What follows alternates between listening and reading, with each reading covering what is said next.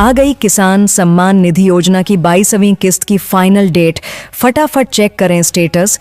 प्रधानमंत्री किसान सम्मान निधि योजना का इंतजार कर रहे किसानों के लिए बड़ी खबर सामने आई है।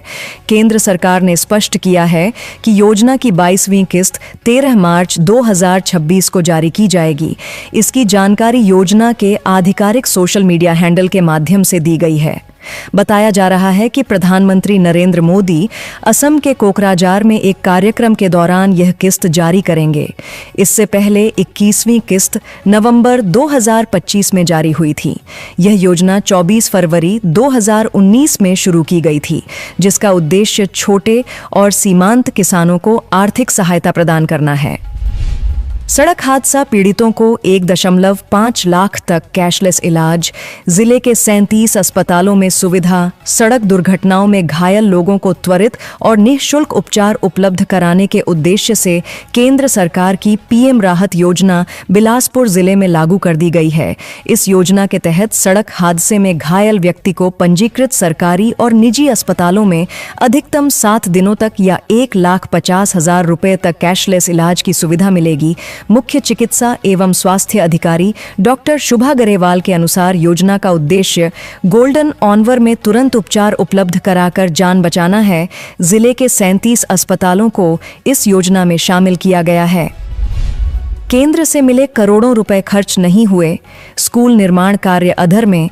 छत्तीसगढ़ में सरकारी स्कूलों की सुविधाओं के लिए केंद्र से मिली बड़ी राशि खर्च नहीं हो पाई है। समग्र शिक्षा मिशन के तहत इस वित्तीय वर्ष में 650 करोड़ रुपए से अधिक की राशि लैप्स होने की स्थिति में पहुंच गई है। प्रशासनिक देरी, टेंडर विवाद और अधिकारियों के बार बार बदलने से कई परियोजनाएं अधर में लटकी हुई हैं। जानकारी के अनुसार 300 से अधिक स्कूल भवन, 80 छात्रावास और 250 से ज्यादा शौचालयों का निर्माण अधूरा है। अधिकारियों का कहना है कि मार्च से पहले संभव कार्यों को पूरा करने की प्रक्रिया जारी है। धान खरीदी केंद्रों पर मिलावट का वीडियो वायरल। प्रशासन ने शुरू की जांच। बलौदाबाजार जिले में धान खरीदी केंद्रों पर अनियमितता का मामला सामने आया है। सिमगा और भाटापारा विकास खंड के उपार्जन केंद्रों में धान में कंकड़ और मिट्टी मिलाने का वीडियो सोशल मीडिया पर वायरल होने के बाद प्रशासन ने जांच शुरू कर दी है। कलेक्टर कुलदीप शर्मा के निर्देश पर विशेष टीम ने संबंधित केंद्रों से धान के नमूने लेकर जांच प्रारंभ कर दी है। प्रारंभिक कार्रवाई के तहत दोनों केंद्रों के प्रभारियों को कारण बताओ नोटिस जारी किया गया है। प्रशासन ने साफ किया है कि दोषी पाए जाने पर कड़ी कार्रवाई की जाएगी। रायपुर के मौदहा पारा संडे बाजार में अतिक्रमण हटाओ अभियान, 40 फेरी वाले हटाए। राजधानी रायपुर के मौधा पारा संडे बाजार मुख्य मार्ग पर अतिक्रमण हटाने के लिए प्रशासन ने अभियान चलाया। इस कार्रवाई के दौरान सड़क पर दुकान लगा रहे करीब 40 फेरी वालों को हटाया गया और उन्हें दोबारा सड़क पर दुकान न लगाने की चेतावनी दी गई। प्रशासन का कहना है कि अवैध रूप से सड़क घेरने से अक्सर ट्रैफिक जाम की स्थिति बन रही थी। नगर निगम और पुलिस की संयुक्त टीम ने यह कार्रवाई की। फेरी वालों को निर्देश दिया गया है कि वे निर्धारित स्थान पर ही दुकान लगाएं ताकि यातायात व्यवस्था सुचारू बनी रहे। नवा रायपुर बनी नई तहसील, 39 गांवों के लोगों को बड़ी राहत। नवा रायपुर के रहवासियों के लिए राहत भरी खबर सामने आई है। राज्य सरकार ने नवा रायपुर को नई तहसील बनाने की अधिसूचना जारी कर दी है। इसके बाद अब लोगों को जमीन, मुआवजा और अन्य राजस्व संबंधी कामों के लिए रायपुर या आसपास की तहसीलों के चक्कर नहीं लगाने पड़ेंगे। नई तहसील के अंतर्गत 20 पटवारी हलकों के 39 गांवों को शामिल किया गया है। इससे नामांतरण, खसरा सुधार, बटांकन और अन्य प्रशासनिक कार्यों में तेजी आएगी। साथ ही स्थानीय लोगों को प्रमाण पत्र और राजस्व संबंधी सेवाएं अब अपने ही क्षेत्र में आसानी से मिल सकेंगी। दिव्यांग पदोन्नति आरक्षण पर सदन में बहस, मंत्री के जवाब पर बघेल का तंज, छत्तीसगढ़ विधानसभा में प्रश्नकाल के दौरान दिव्यांगजनों की पदोन्नति में आरक्षण को लेकर चर्चा हुई। भाजपा विधायक प्रमोद मिंज के सवाल पर मंत्री लक्ष्मी राजवाड़े ने बताया कि राज्य में पदोन्नति में 3% आरक्षण का प्रावधान है, लेकिन अब तक कोई पदोन्नति नहीं हुई। मंत्री के इस जवाब पर पूर्व मुख्यमंत्री भूपेश बघेल ने तंज कसते हुए कहा कि यह कहना कि कोई अधिकारी पदोन्नति नहीं चाहता, हैरानी की बात है। वहीं दंतेवाड़ा में कुपोषण के मुद्दे पर मंत्री ने बताया कि 5203 बच्चों को कुपोषित के रूप में चिन्हित किया गया है। छत्तीसगढ़ से लक्ष्मी वर्मा और फूलोदेवी नेताम राज्यसभा के लिए निर्विरोध निर्वाचित। छत्तीसगढ़ से राज्यसभा की 2 सीटों के लिए भाजपा की लक्ष्मी वर्मा और कांग्रेस की फूलोदेवी नेताम निर्विरोध निर्वाचित घोषित हुई हैं। दोनों दलों ने एक दूसरे के खिलाफ प्रत्याशी नहीं उतारा, जिसके कारण चुनाव बिना मतदान के ही संपन्न हो गया। लक्ष्मी वर्मा लंबे समय से सक्रिय राजनीति में हैं और विभिन्न संगठनात्मक पदों पर जिम्मेदारी निभा चुकी हैं। वहीं फूलोदेवी नेताम बस्तर क्षेत्र की आदिवासी नेत्री हैं और उन्हें पार्टी ने दोबारा मौका दिया है। दोनों नेताओं ने राज्यसभा में प्रदेश के विकास और मुद्दों को उठाने की बात कही है। अफीम खेती मुद्दे पर विधानसभा में हंगामा, 29 विपक्षी विधायक निलंबित। छत्तीसगढ़ विधानसभा में दुर्ग जिले के समोदा में अफीम की खेती के मुद्दे पर जोरदार हंगामा हुआ। कांग्रेस ने स्थगन प्रस्ताव लाकर चर्चा की मांग की, लेकिन अनुमति नहीं मिलने पर विपक्षी विधायक नारेबाजी करते हुए आसंदी तक पहुंच गए। स्थिति बिगड़ने पर 29 विपक्षी विधायकों को निलंबित कर दिया गया। नेता प्रतिपक्ष डॉक्टर चरणदास महंत और पूर्व मुख्यमंत्री भूपेश बघेल ने मामले में निष्पक्ष जांच की मांग की। वहीं सरकार की ओर से कहा गया कि सूचना मिलने पर पुलिस ने कार्रवाई कर अफीम जब्त की है और आरोपियों के खिलाफ आगे की जांच जारी है। रायपुर में अवैध प्लाटिंग पर निगम का बुलडोजर, FIR की तैयारी। रायपुर के भाटा गांव इलाके में अवैध प्लाटिंग के खिलाफ नगर निगम ने सख्त कार्रवाई करते हुए बुलडोजर चलाया। निगम आयुक्त विश्वदीप के निर्देश पर जोन अधिकारियों की टीम ने शंकरा विहार नाम से की जा रही अवैध प्लाटिंग को ध्वस्त किया। अधिकारियों के अनुसार यहां 5 एकड़ से अधिक जमीन पर बिना वैधानिक अनुमति प्लॉट काटकर सड़कें बनाई जा रही थीं। कार्रवाई के दौरान मुर्रूम से बनी सड़कों को हटाया गया। नगर निगम ने मामले में तहसीलदार से रिपोर्ट मांगी है और जांच के बाद जिम्मेदार लोगों के खिलाफ FIR दर्ज करने की तैयारी की जा रही है। तालाब में डूबने से भाई बहन की मौत, गांव में पसरा मातम। जशपुर जिले में तालाब में डूबने से भाई बहन की दर्दनाक मौत हो गई। घटना नारायणपुर थाना क्षेत्र के ग्राम कलिया की है, जहां दोनों बच्चे जंगल से महुआ बीनकर लौटते समय तालाब में नहाने लगे। इसी दौरान 9 वर्ष के विष्णुदास का पैर फिसल गया और वह गहरे पानी में चला गया। भाई को बचाने के लिए 12 वर्ष की योग्यता दास भी तालाब में कूद गई, लेकिन दोनों डूब गए।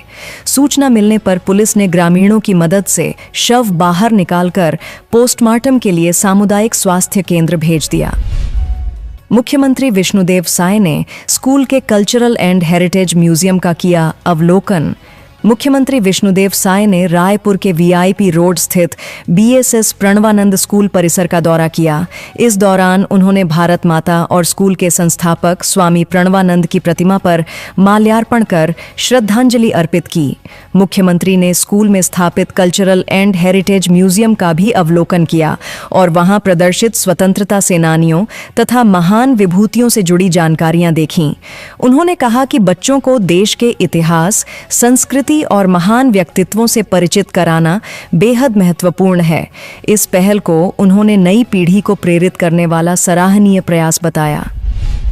बिलासपुर राजस्व विभाग में बड़ा फेरबदल, कई अधिकारियों के तबादले। बिलासपुर कलेक्टर संजय अग्रवाल ने राजस्व विभाग में बड़ा प्रशासनिक फेरबदल करते हुए 2 डिप्टी कलेक्टर, 5 तहसीलदार समेत कुल 16 अधिकारियों का तबादला किया है। कलेक्टर के पदभार संभालने के लगभग 10 माह बाद यह बदलाव किया गया है। तबादला आदेश में कई अधिकारियों को नई जिम्मेदारियां सौंपी गई हैं। डिप्टी कलेक्टर शिव कुमार कंवर को दोबारा मस्तूरी का SDM बनाया गया है। प्रशासन का कहना है कि कार्य कुशलता बढ़ाने और विभागीय कार्यों को बेहतर बनाने के उद्देश्य से यह निर्णय लिया गया है। सरगुजा में भाजपा ने ममता बनर्जी का पुतला फूंका, राष्ट्रपति अपमान का आरोप। सरगुजा में राष्ट्रपति द्रौपदी मुर्मू के कथित अपमान के विरोध में भाजपा कार्यकर्ताओं ने पश्चिम बंगाल की मुख्यमंत्री ममता बनर्जी के खिलाफ प्रदर्शन किया। कलेक्टोरेट चौक पर भाजपा और अनुसूचित जनजाति मोर्चा के कार्यकर्ताओं ने नारेबाजी करते हुए मुख्यमंत्री का पुतला दहन किया। प्रदर्शनकारियों का आरोप है कि पश्चिम बंगाल दौरे के दौरान राष्ट्रपति के स्वागत और कार्यक्रम की व्यवस्था में प्रोटोकॉल का पालन नहीं किया गया। भाजपा नेताओं ने इसे राष्ट्रपति और आदिवासी समाज का अपमान बताते हुए कड़ी निंदा की और इस मामले में विरोध जारी रखने की बात कही। डिप्टी सीएम अरुण साव के विभागों के लिए 14,655 करोड़ की अनुदान मांगे पारित। छत्तीसगढ़ विधानसभा में उप मुख्यमंत्री अरुण साव के विभागों के लिए वित्तीय वर्ष 2026 से 27 हेतु लगभग 14,655 करोड़ रुपए से अधिक की अनुदान मांगे पारित की गईं।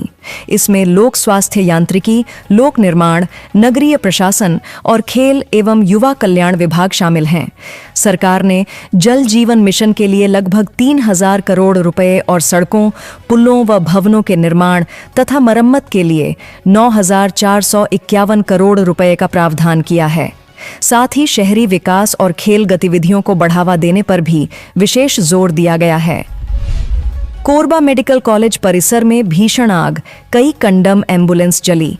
कोरबा के जिला मेडिकल कॉलेज अस्पताल परिसर में अचानक भीषण आग लगने से हड़कंप मच गया।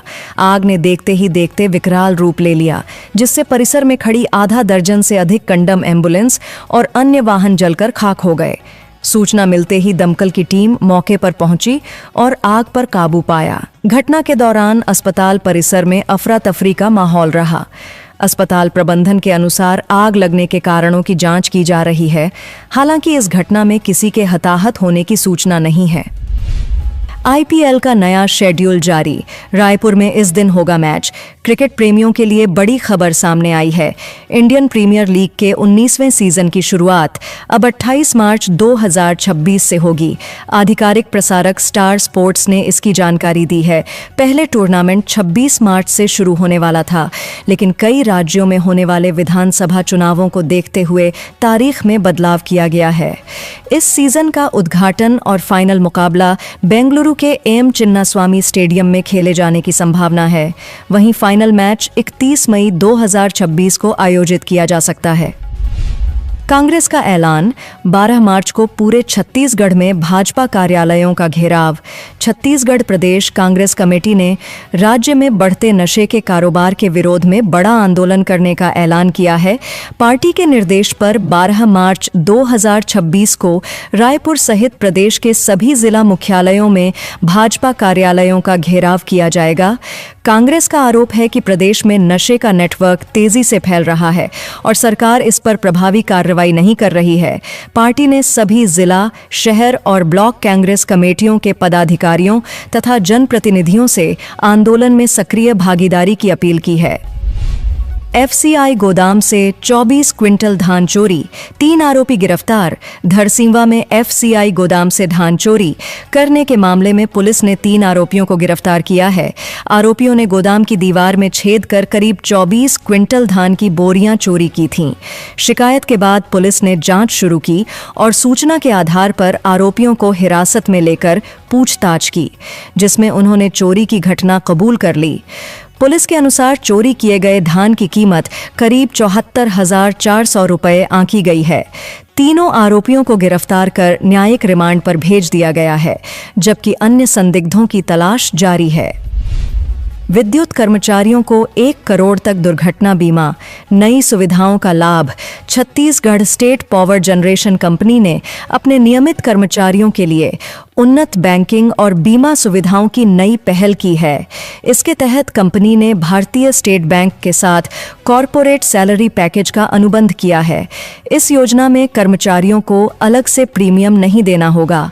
कर्मचारियों को व्यक्तिगत दुर्घटना में 10 लाख रुपये तथा हवाई यात्रा दुर्घटना में 50 लाख से लेकर 1 करोड़ रुपये तक का बीमा कवरेज मिलेगा। इसके साथ ही एयर एम्बुलेंस, प्लास्टिक सर्जरी और डिजिटल सेवाओं सहित कई आधुनिक सुविधाएं भी उपलब्ध कराई जाएंगी। लापता युवक को पुलिस ने लावारिस समझकर दफनाया। वीडियो से हुई पहचान। कवर्धा के कुकरापानी गांव में 17 वर्षीय नाबालिग अमरलाल सिंह बैगा की संदिग्ध मौत का मामला सामने आया है, जिससे इलाके में सनसनी फैल गई है। होली से पहले लापता हुए युवक का पिटाई का एक वीडियो सोशल मीडिया पर वायरल होने के बाद परिजनों ने हत्या की आशंका जताई है। मध्य प्रदेश पुलिस के अनुसार युवक को बच्चा चोरी के शक में ग्रामीणों ने पकड़ा था और बाद में सड़क दुर्घटना में उसकी मौत हो गई। पहचान न होने पर शव को लावारिस मानकर दफन कर दिया गया। परिजनों ने दोबारा पोस्टमार्टम और निष्पक्ष जांच की मांग की है। कोरबा में स्टंट करने वाले ड्राइवर पर कार्रवाई, 4,500 का चालान। कोरबा में खतरनाक तरीके से वाहन चलाने वाले पिकअप चालक पर पुलिस ने कार्रवाई की है। सोशल मीडिया पर वीडियो वायरल होने के बाद पुलिस ने चालक को तलाश कर मोटर व्हीकल एक्ट के तहत कुल 4,500 रुपये का जुर्माना लगाया। बताया जा रहा है कि चालक टीपी नगर से पावर हाउस रोड की ओर टाटा मैजिक को लहराते हुए चला रहा था, जिससे अन्य वाहन चालकों को परेशानी हुई।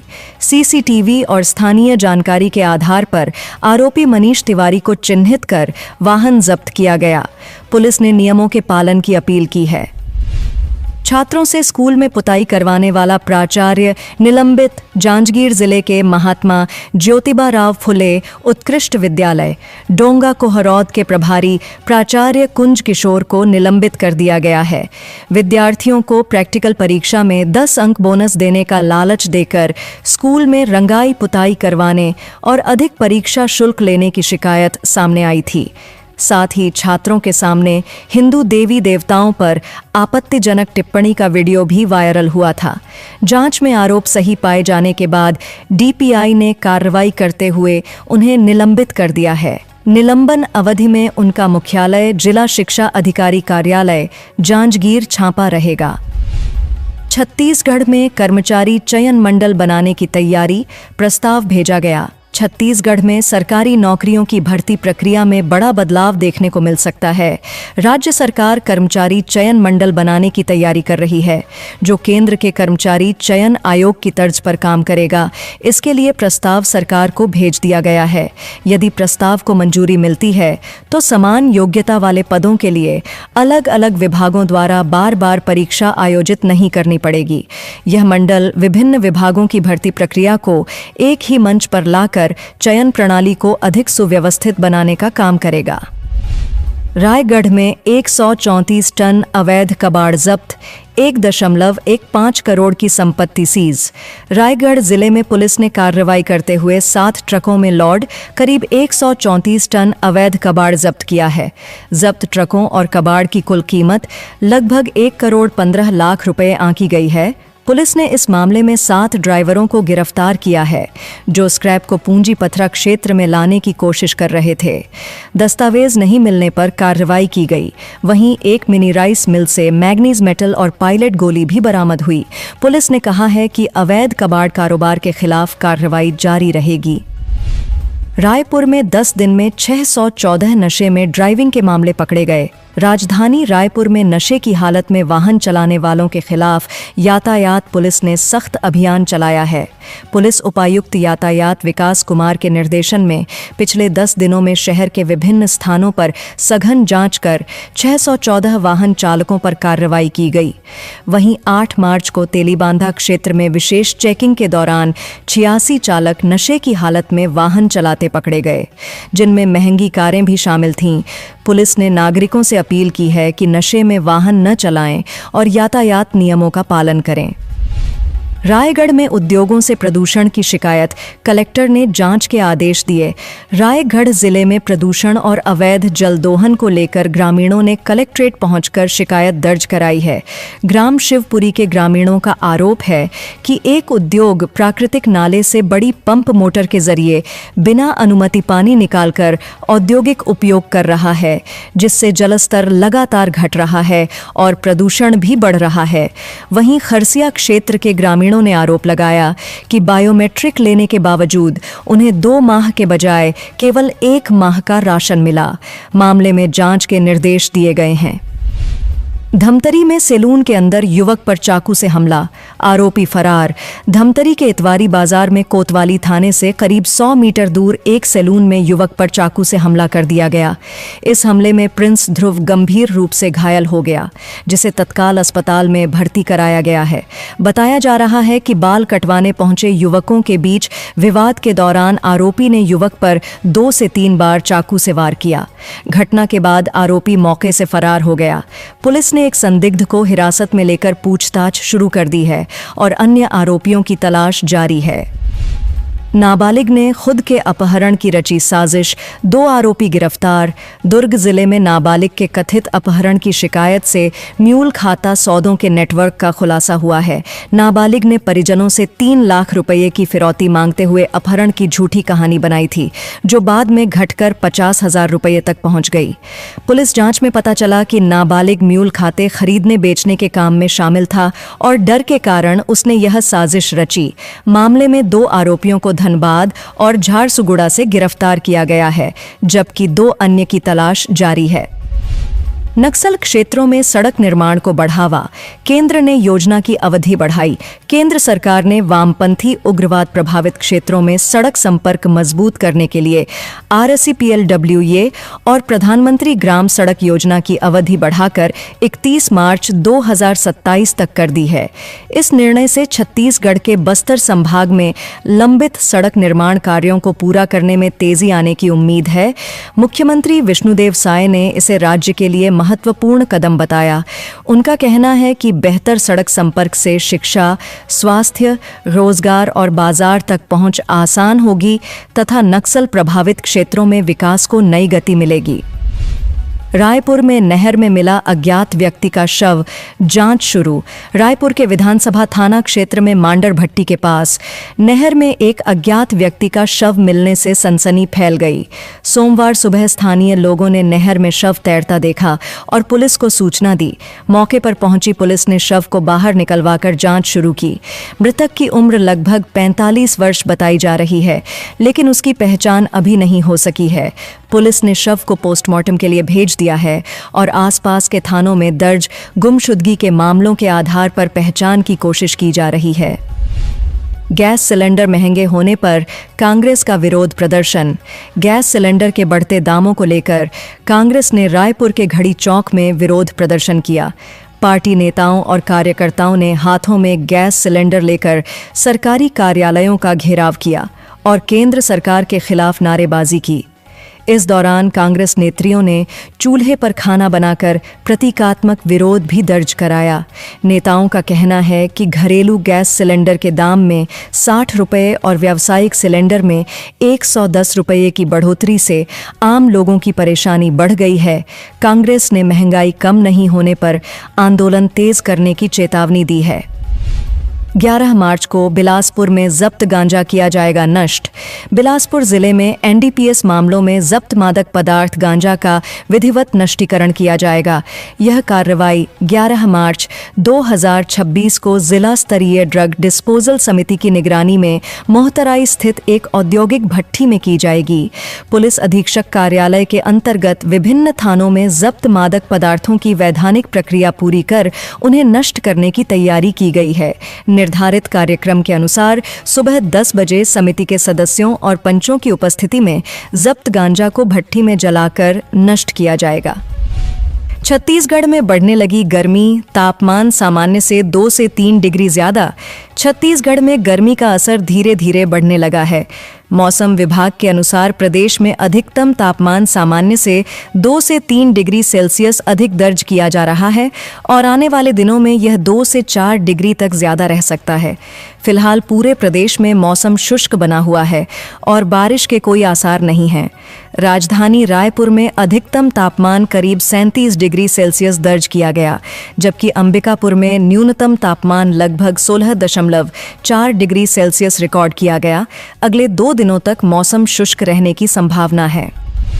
रेत खदान एनओसी को लेकर पंचायत पर मनमानी के आरोप, ऑडियो वायरल। रायपुर जिले के आरंग क्षेत्र की मोहमेला पंचायत पर रेत खदान को लेकर मनमानी के आरोप लगे हैं। रेत खदान की लाइसेंसधारी सरोज नेताम ने आरोप लगाया है कि पंचायत द्वारा एनओसी नहीं दी जा रही और अवैध उत्खनन को संरक्षण दिया जा रहा है। मामले में एक ऑडियो भी वायरल हुआ है जिसमें मशीन से रेत लोडिंग के लिए वाहनों से कथित रूप से अलग-अलग दर वसूले जाने की बात सामने आई है। सरोज नेताम ने मुख्यमंत्री सहित संबंधित अधिकारियों को शिकायत सौंपकर सरपंच और अन्य जिम्मेदार लोगों के खिलाफ कार्रवाई की मांग की है। 16 लाख से अधिक किसानों ने किया रकबा समर्पण, मंत्री ने दी जानकारी। विधानसभा के बजट सत्र में खाद्य नागरिक आपूर्ति मंत्री दयाल दास बघेल ने धान खरीदी से जुड़े सवालों का जवाब दिया। उन्होंने बताया कि खरीफ विपणन वर्ष 2025 से 26 में 16,55,000 से अधिक किसानों ने लगभग 2,16,000 हेक्टेयर रकबा समर्पित किया है। मंत्री ने कहा कि खरीदी अवधि के दौरान किसानों द्वारा लाए गए मानक धान की पूरी खरीदी की गई। वहीं जिन किसानों ने धान विक्रय नहीं किया है, उनके कृषि आहरण की वसूली के लिए देय तिथि से पहले व्यक्तिगत संपर्क कर नगद वसूली की प्रक्रिया अपनाई जाती है। कोरबा में महतारी वंदन सम्मेलन, महिलाओं को किया सम्मानित। कोरबा के राजीव गांधी ऑडिटोरियम में अंतर्राष्ट्रीय महिला दिवस के अवसर पर जिला स्तरीय महतारी वंदन सम्मेलन आयोजित किया गया। कार्यक्रम में उद्योग मंत्री लखन लाल देवांगन ने महिलाओं को सम्मानित किया और बाल विवाह मुक्त पंचायतों को प्रमाण पत्र प्रदान किए। मंत्री ने कहा कि सरकार महिलाओं को आत्मनिर्भर बनाने के लिए लगातार प्रयास कर रही है और महतारी वंदन योजना के तहत लाखों महिलाओं को हर महीने आर्थिक सहायता दी जा रही है। कार्यक्रम में महिलाओं को बाल विवाह रोकने और समाज में जागरूकता फैलाने की शपथ भी दिलाई गई। बिलासपुर में अवैध हुक्का बार पर पुलिस की रेड, मैनेजर गिरफ्तार। बिलासपुर जिले में अवैध रूप से संचालित हुक्का बार पर पुलिस ने कार्रवाई की है। चकरभाठा क्षेत्र के एक होटल की छत पर हुक्का बार चलने की सूचना पर पुलिस ने दबिश दी। पुलिस के पहुंचते ही होटल स्टाफ ने हुक्का और तंबाकू छिपाने की कोशिश की, लेकिन तलाशी के दौरान हुक्का पॉट, चिलम और फ्लेवर युक्त तंबाकू बरामद कर लिया गया। इस मामले में होटल के मैनेजर सिद्धार्थ गुप्ता को हिरासत में लेकर कोटपा एक्ट के तहत कार्रवाई की गई है।